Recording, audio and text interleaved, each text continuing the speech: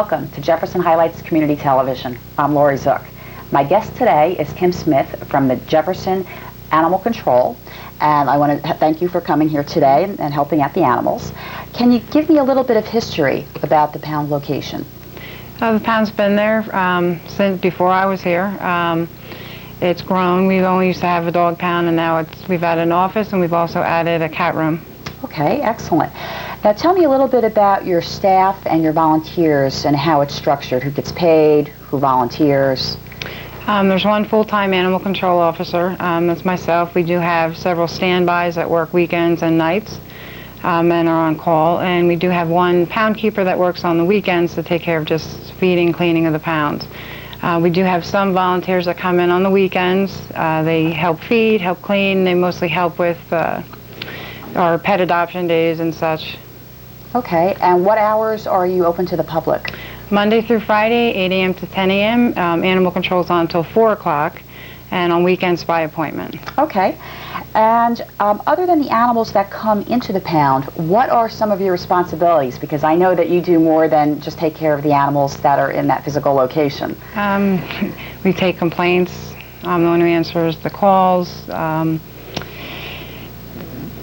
Court cases, abuse cases, answer phones, take care of the pounds, adoptions. Okay. Now, if somebody calls in and they complain, say, for example, about a neighbor's dog running loose, what's the process? What happens? Who do they call, and where does it go? They would call into the pound. We take the information. We write it up as a complaint. We try to go out and speak to the other people, depending on what the problem is. And we take it from there, whether it needs to go further or if just speaking to the people will solve it. Okay. All right. Very good. Is the pound funded by the town or by private donations or both? How does that work? The township pound is owned by the town. It's a government facility. It's basically for strays, picking up stray animals. It's not an animal shelter where we keep them forever. So that's why it's important that we do have adoptions and get the people in to see the animals. Okay, and what are the circumstances by which you come across a lot of these dogs and cats? How do they come into the pound? Majority are just strays, running loose. We get calls, there's a dog in my neighborhood. Sometimes they're abandoned. People move out, leave them behind. We do a lot of cat trapping now, so we get a lot. So you get a lot of the feral cats that come in and yeah, things like that. All right. Talk to me about holiday adoptions, because I understand a lot of times when the holidays come up, people think, oh, I'm going to go out and adopt, a cat or a dog. What are some of the bad things about holiday adoptions? Bad thing is you're bringing a new animal that doesn't know you into a situation where there are people running, lights going off and on. They're scared. They're not new to that environment. Not a good idea. We'd rather recommend them bring your family in after the holiday when it's quiet.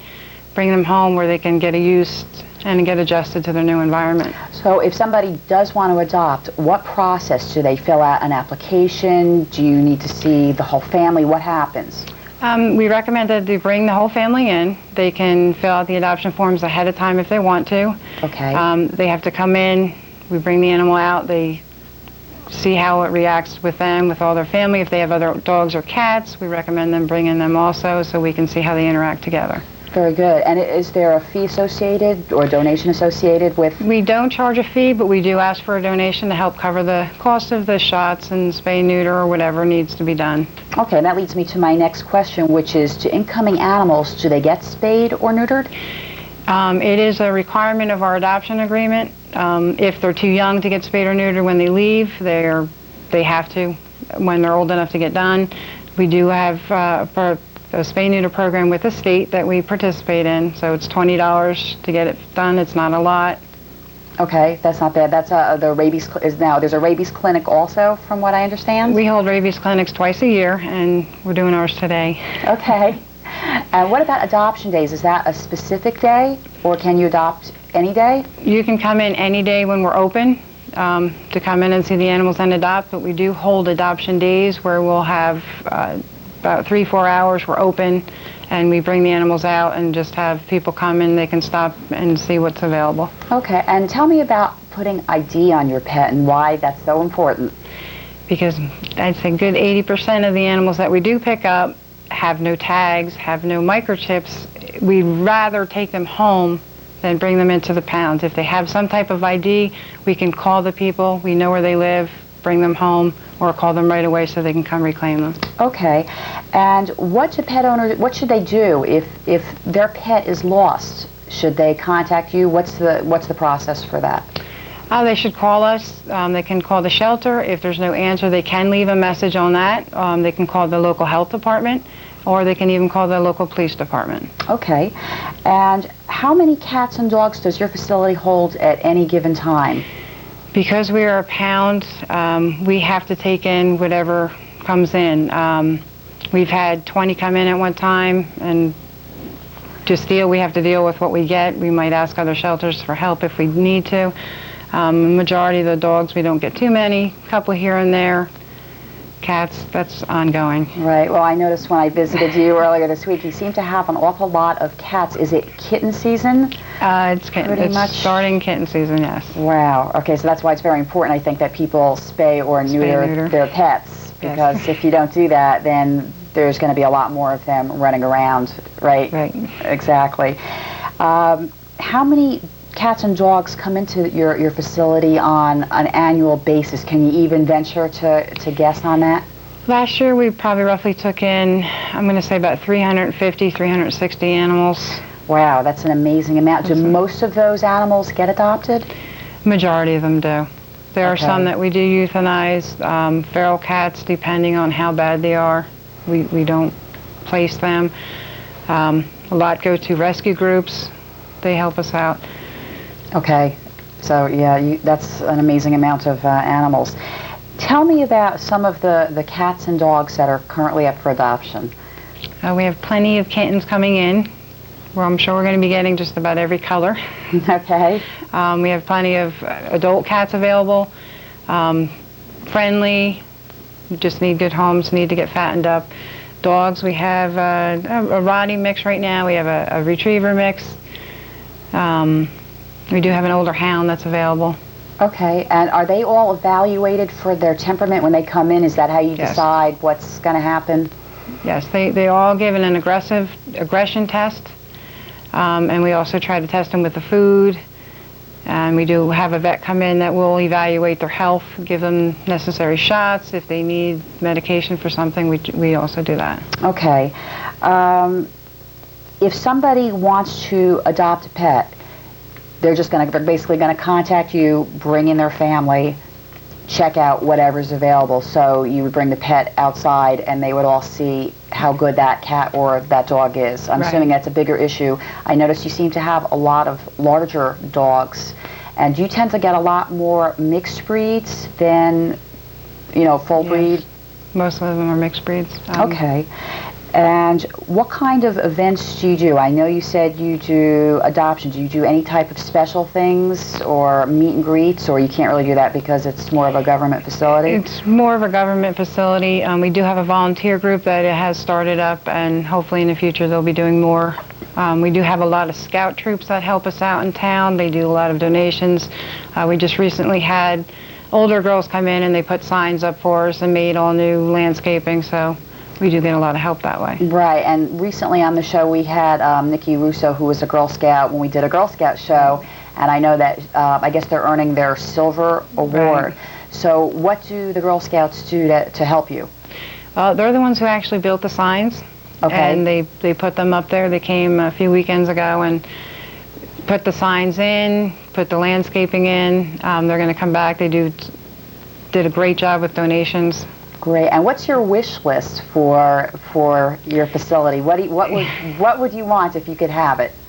This time of the year we can use anything for cats because we do get very busy with kittens, cat toys, canned cat food. We use towels, cleaning supplies, anything like that. Great. Excellent. Well, thanks for joining me, and we'll be back in just a moment on Jefferson Highlights Community Television.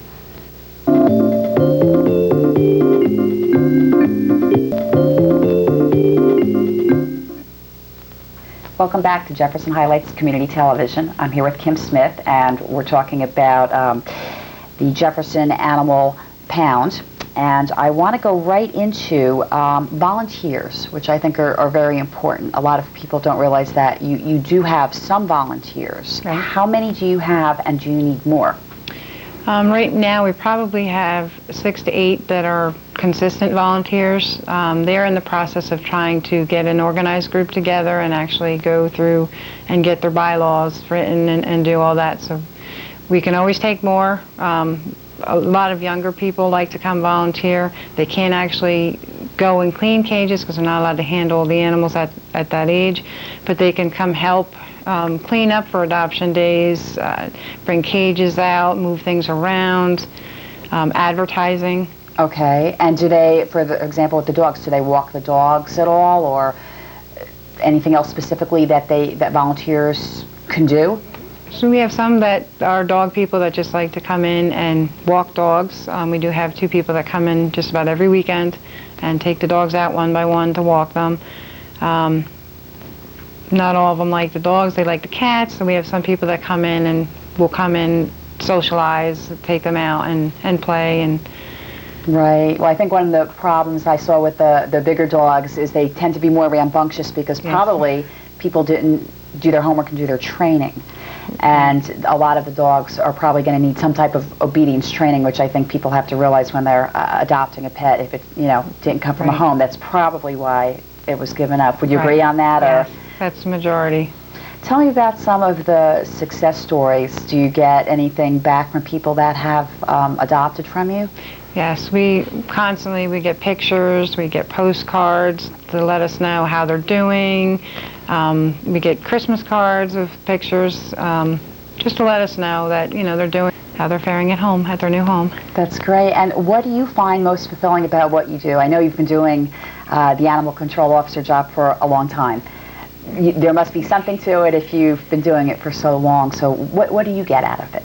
I enjoy the job itself. It's interesting because every day is different. I don't go out on the same things. I'm out in the field a lot, which is nice. I get to go out and patrol, deal with some complaints, but it's nice to go out and make sure the animals are being cared for. A lot of winter things. We get a lot of calls that, this dog's being left out, so we go and make sure that they are being cared for properly, and that's fulfilling, knowing that there's not animals out there freezing to death when it's sub-zero weather. And yeah, that's important. Tell me, what are the laws in Jefferson Township, regarding food and shelter, especially, can the dogs be chained outside? What do they have to have? Dogs can be tied outside. They do need to have proper shelter. They do need to have food and water. There are certain things, you're not allowed to put a choke collar on a dog. A lot of people think, that's the thing to do, but they can get hung up very easily. It'll grow into their skin eventually if you let it go. We have a whole list of different dog ordinances, but depending on what, humane-wise, cruelty-wise, basic dog at large. A lot of people just think in the springtime we open up the door and let the dogs go, and they end up getting hit by cars, infested with fleas and ticks because they're allowed to run loose. But there are leash laws in Jefferson There are leash Township. laws, yes. And we do license dogs. We do license cats now.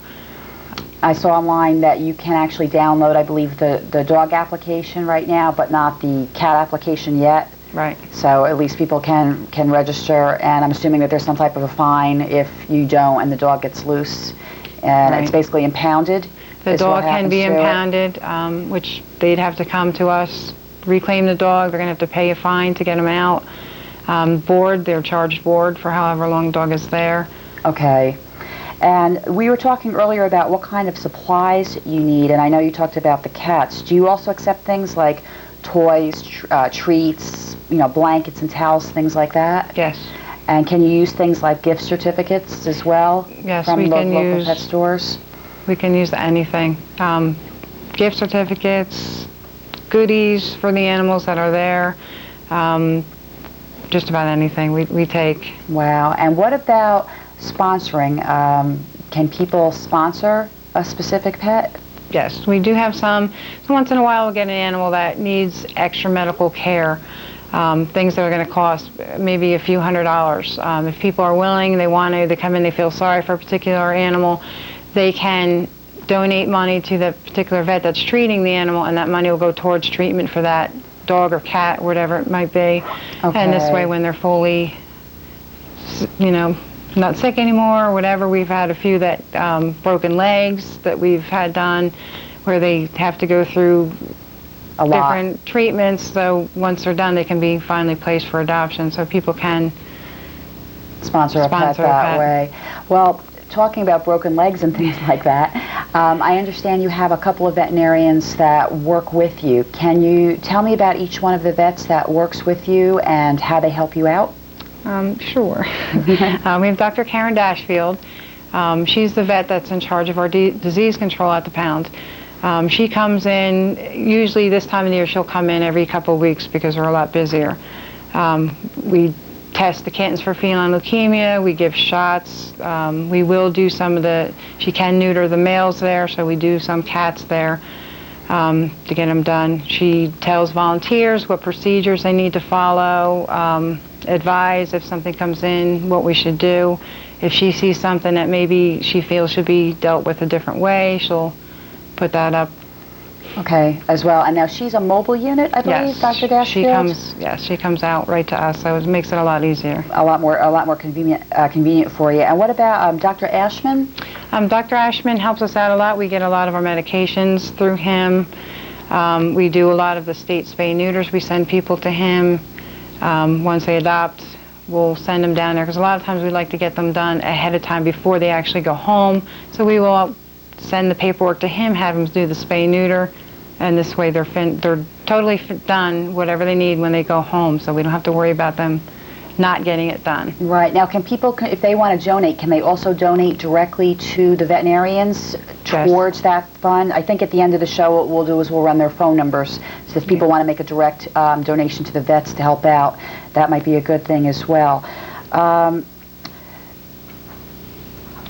Your kids, I know, are also involved a little bit, right? Yes. They help out. Why don't you tell me about what they help you do? Because I do have to work some weekends and holidays, we do cover.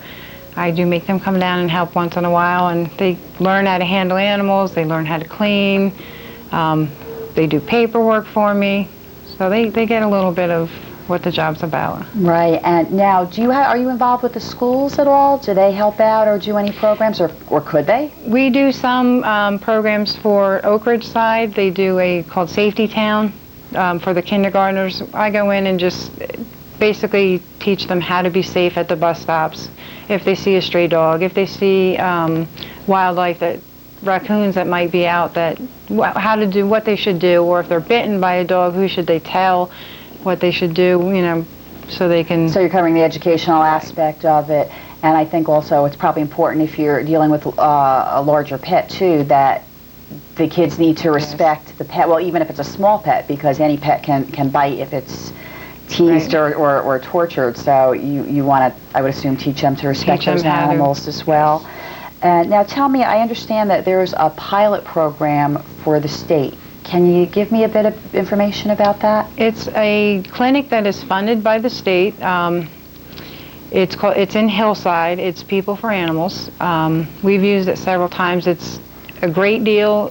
You can take your cat or dog down there, have them get a physical, they get their shots, they get spayed or neutered, and it's for one price. So it's definitely worth the trip to Hillside to have that done. Now, is that done just for government facilities like Jefferson Township? Anybody can go. Anybody who lives in the state can use that. And when you get in a pure breed pet, I know you said earlier you work with some of the rescues. What happens? Do they contact you and you turn the dog over to them, or? Usually we will contact, after we hold them for 7 days, we will contact different rescue groups to let them know that we do have a particular breed in our pound. And what they will do is call up their people and try to get somebody to take it out of the pound and foster it so they can have it at a home situation and do an evaluation on them, and if it needs medical treatment, they usually will do that also. Okay, and I know when I visited your place, you had a lot of extra land that I think belongs, or the state now owns, or the township now owns? The township now owns. Hopefully we're going to be putting in a dog park for local residents to come. It'll be gated in. So you can let your dog run in a secure place and get some exercise, and it's also, we'd like to use it for the pound so we can take the animals out of their little kennels and bring them in so they can get some exercise and run off some of the energy that they get from sitting inside of a kennel. I think maybe people don't even know that the animal pound even exists because it's hidden behind where? It's on Mini Sink Road behind the health center. There's a big salt dome. We're behind that. Okay, and I think if they see what the actual facility looks like and maybe come by and visit, they may go home with a really nice pet. But I know that if the public is a little bit more aware about who you are and what you do, maybe they'd be a little more concerned, and hopefully they'll help out and donate a lot of things to help you guys out. Are there any plans at any time in the future to expand the facility the way it is now? Right now we are looking into putting up an isolation room. That's one thing that we do not have. If we do get an animal that is sick, especially cats, there isn't really a place to totally isolate them from the other cats, and with cats, one sneeze and the entire room will be sneezing, so that's something that we're looking to do this year. Okay, and I know you're one of the few government facilities or government animal pounds. Why is that? What happens in New Jersey that that each town doesn't have its own facility? Most of them are just going private. They contact out with other townships, or they will go to local vets instead of keeping up their own facility. The problem with that, at a vet clinic, the animals aren't seen as often. It's not close to town. Some towns use one shelter, so it could be a 30-minute drive to get there. Okay. So you're not getting the access. If it's just Jefferson, the people can go right to our own pound, and they don't have to take a hike to go reclaim their animal. Exactly. And vets usually are 7 days. That's all that they hold, where we usually hold the animals a lot longer and try to place them before we euthanize. Okay, and before we close, just tell me again, what is your actual address and what is your phone number where people can reach you? We're behind 57 Mini Sink Road, which is the health center. Our phone number is 973-663-3241. Okay, and do you have a website location where people can We are find out on petfinder.com. Okay. All right, very good. So hopefully some of our audience will give you a call and come out and look. Thank you very much for joining me today and giving the public what they need to know. And thank you for joining us on Jefferson Highlights Community Television. I'm Lori Zook.